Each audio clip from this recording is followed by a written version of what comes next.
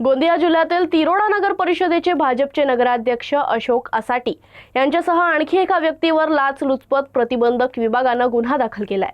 Decoration आणि कॅटरिंगच्या कामाचं bill मंजूर करून देण्यासाठी 1,20,000 रुपयांची लाच मागितल्याचा आरोप त्यांच्यावर आहे।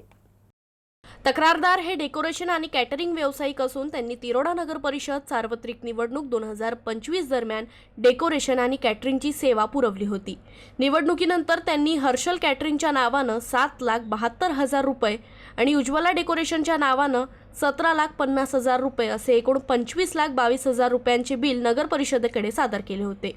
तक्रारदाराच्या म्हणण्यानुसार 21 मे 2026 रोजी बिल मंजुरीसाठी भेट दिली असताना नगराध्यक्ष अशोक असाटी यांनी सुरुवातीला 3,20,000 रुपयांची लाच मागितली। पडताळणी दरम्यान 1,20,000 रुपयांची मागणी झाल्याचं निष्पन्न झाल्याचा दावा लाचलुचपत प्रतिबंधक विभागानं केला आहे। तक्रारदारानं लाच देण्यास नकार देत लाचलुचपत प्रतिबंधक विभागाकडे तक्रार दाखल केली।